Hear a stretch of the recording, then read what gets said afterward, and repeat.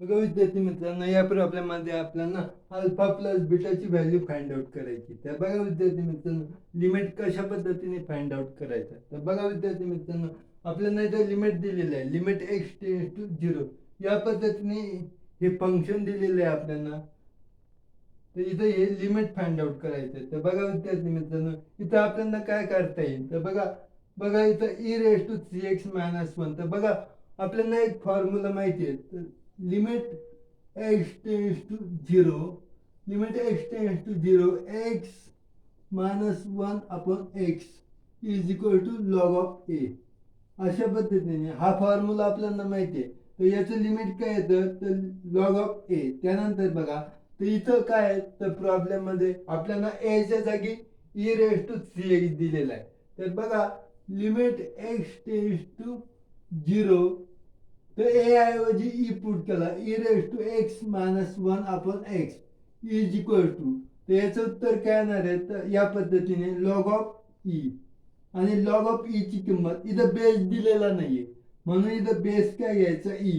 Log of e ची किंमत काय येणार आहे, इथं 1. तर बघा विद्यार्थी मित्रांनो, प्रॉब्लेम मध्ये e रेज टू 3x आहे, म्हणून इथं पण e रेज टू 3x घेतल्यानंतर बघा, तर काइन तर e रेज टू 3x म्हणजे e raise to 3x minus 1 आपण 3x. याचं उत्तर पण काय येणार आहे, log of e is equal to 1. म्हणजे या टर्मचं उत्तर काय येणार आहे बघा, तर 1 उत्तर येणार आहे. तर या पद्धतीने हा फॉर्म येण्यासाठी इथे तर आपल्याला इथं काय करता येईल, तर बघा या लिमिट मध्ये आपण जर याला या टर्मला 3x ने डिवाइड केलं इथं आणि 3x ने मल्टिप्लाय केलं, तर बघा या पद्धतीने हा फॉर्म्युला आपल्याला मिळतोय. बघा विद्यार्थी मित्रांनो, म्हणून याची किंमत काय येते 1. म्हणून याची किंमत काय येणार इथं, तर याची किंमत 1 येणार आहे 1. तर याची किंमत 1 पुट करा इथं, म्हणून ही टर्म कॅन्सल होणार आहे. म्हणजे याचं उत्तर इथं 1 येते, म्हणून इथं 1 पुट कर इंटू 3x. अशा पद्धतीने ही लिमिट इथं आपल्याला इथं मिळणार आहेत. बघा विद्यार्थी मित्रांनो, तर बघा याच्या पुढे हा प्रॉब्लेम आपल्याला आता सॉल्व्ह करायचा आहे. तर बघा, तर याच्या पुढे बघा, तर आपल्याला लिमिट काय मिळाल, लिमिट x टेंड्स टू 0. तर बघा अल्फा एक्स, हे बघा कशा पद्धतीने लिहिता येईल आपल्याला.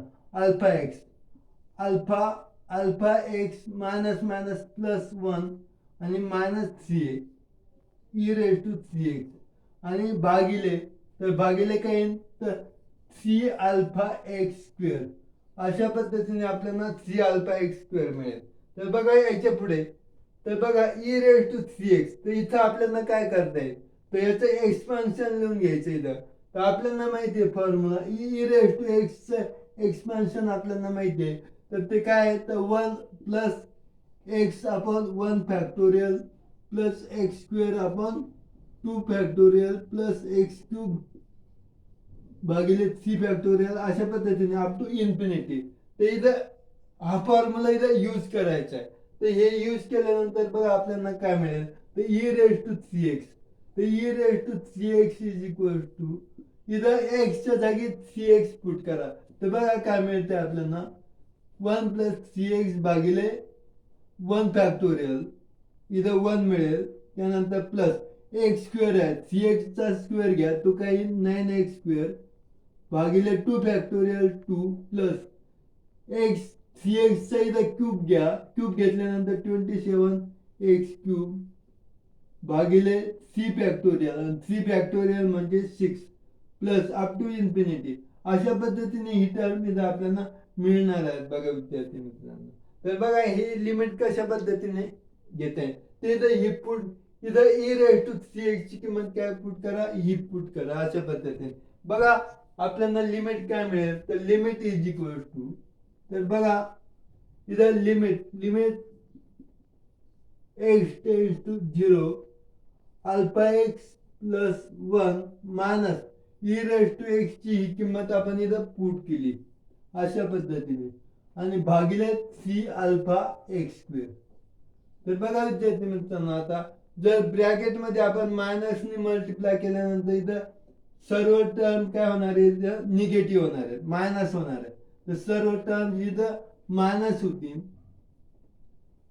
तर बघा हा ब्रॅकेट काढून टाकल्यानंतर बघा अशा पद्धतीने आतील टर्म सर्व ह्या निगेटिव्ह होतील. अशा पद्धतीने हे एक्सपान्शन आपल्याला इथे मिळेल. त्यानंतर बघा इथं 1 - 1 कॅन्सल होईल, 0 होईल. ही टर्म काही नाही, 0 अशा पद्धतीने. त्यानंतर बघा आपल्याला लिमिट x टेन्स टू 0.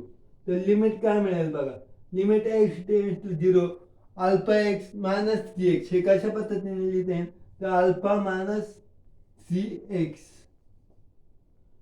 भागिले बघा डिवाइड काय येईल सी अल्फा एक्स स्क्वेअर अशा पद्धतीने. त्यानंतर बघा मायनस 9 एक्स स्क्वेअर भागिले 2 परत तिथे divided c alpha x square आहे 2 into c alpha x square अशा पद्धतीने आपल्याला मिळेल. त्यानंतर minus 27 x cube divided by 6 into c alpha x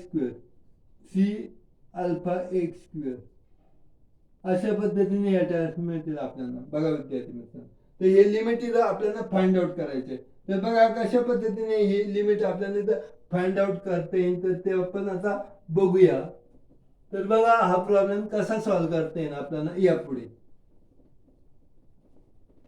तर बघा विद्यार्थी मित्रांनो, इथं एक्स कॅन्सल होईल, एक एक्स कॅन्सल होईल, डिनॉमिनेटरला एक एक्स शिल्लक राहील. इथं एक्स स्क्वेअर कॅन्सल होईल, इथं एक्स स्क्वेअर एक एक्स शिल्लक राहील. त्यामुळे बघा आपल्याला इथं लिमिट काय मिळेल, तर बघा पुढे लिमिट एक्स टेन्स टू 0 कोणकोणत्या टर्म शिल्लक राहिल्या बघा इथं आपल्याला alpha minus 3 divided by c alpha x. त्यानंतर बघा मायनस इथं काय शिल्लक राहिलं 9 भागिले 6 अल्फा. त्यानंतर बघा मायनस 27 इथं एक्स डिवाइडेड बाय 18 अल्फा. अशा पद्धतीने हे लिमिट आपल्याला इथं मिळालेले आहे. तर बघा विद्यार्थी मित्रांनो, तर पुढे हा प्रॉब्लेम कशा पद्धतीने सॉल्व्ह करता येईल आपल्याला. तर बघा आपल्याला जर लिमिट मध्ये इथं आपण x is equal to 0 put केल्यानंतर बघा आपल्याला काय मिळेल. तर बघा इथं limit x is equal to 0 put करा. इथं आपण x इज इक्वल टू 0 जर पुट केलं तर ही टर्म काय होणार आहे, पूर्ण 0 होणार आहे. म्हणजे इथं दोनच टर्म या शिल्लक राहतील. बघा या दोनच टर्म इथं शिल्लक राहणार आहे. तर बघा पुढील टर्म्स बघा अशा पद्धतीने पुढील सर्व टर्म्स अप टू इन्फिनिटी पर्यंत एक्स येणार आहे, पुढे एक्स स्क्वेअर येणार आहे. ते सर्व टर्म्स काय होणार आहे, तर इथं 0 होणार आहे. तर या पहिल्या दोनच टर्म विचारात घ्या. इथं फक्त पुढच्या टर्म्स ह्या काय होणार आहेत, सर्व 0 होणार आहेत. तर बघा इथं फक्त या पहिल्या दोन टर्मचाच विचार करा इथं. तर बघा इथं एक्स इज इक्वल टू जर आपण 0 पुट केलं तर इथं डिनॉमिनेटरला 0 येईल. तर बघा इथं इज इक्वल टू बीटा आहे, म्हणजे हे लिमिट काय होतं इथं एक्झिस्ट होतंय. म्हणून लिमिट दिलेलं आहे आपल्याला. तर limit is equal to beta आपल्याला इथं दिलेलं आहे. म्हणून बघा हे लिमिट हे फाइंड आउट होणार आहे. तर बघा इथं 0 आहे, डिनॉमिनेटरला 0 आहे आणि इथं लिमिट एक्झिस्ट होत आहे. म्हणून वरची टर्म सुद्धा इथं 0 असणार आहे. हा कोणता फॉर्म घ्यायचा, इथं 0 आपण 0 फॉर्म घ्यायचा आहे. जर इथं आपण लिमिट जर एक्झिस्ट नसन होत तर ही टर्म काय होते, इथं 0 पुट केल्यानंतर इन्फिनिटी येते. तर इथं उत्तर इन्फिनिटी नाहीये, ते लिमिट इथं एक्झिस्ट होत आहे. म्हणून हा फॉर्म काय घ्यायचा 0/0. म्हणून alpha minus 3 is equal to 0 अशा पद्धतीने. इथं अल्फाची किंमत 3, तर इथं पुट करा. अल्फाची किंमत किती मिळाली, 3 मिळाली. तर ही किंमत इथं पुट करा. तर बघा लिमिट काय मिळेल, तर लिमिट एक्स टेन्स टू 0.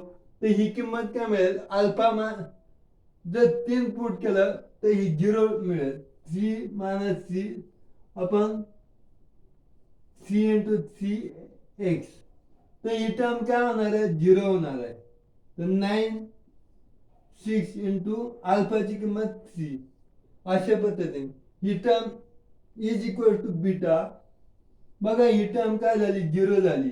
तर त्यानंतर बघा लिमिट काय येईल, तर मायनस 3 एका 3, 3 6 9, 3 एका 3, 3 दुने 6. तर बघा मायनस 1 हाफ.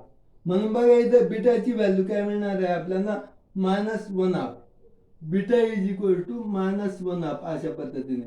आणि अल्फाची किंमत आपल्याला मिळालेली आहे, अल्फा इज इक्वल टू 3. आणि आपल्याला काय विचारलेलं आहे, कशाची किंमत इथं फाइंड आउट करायला सांगितलेली आहे, तर alpha plus beta. Alpha plus बीटाची व्हॅल्यू काय येईल बघा, तर यावरून alpha plus beta is equal to, दोघांची काय घ्यायची, तर बेरीज घ्यायची. तर बेरीज घ्या, बेरीज घेतल्यानंतर alpha plus beta is equal to alpha 3 plus minus 1 half. तर बघा 6 मायनस 1 5/2. तर बघा अशा पद्धतीने आपल्याला ही किंमत मिळते इथं.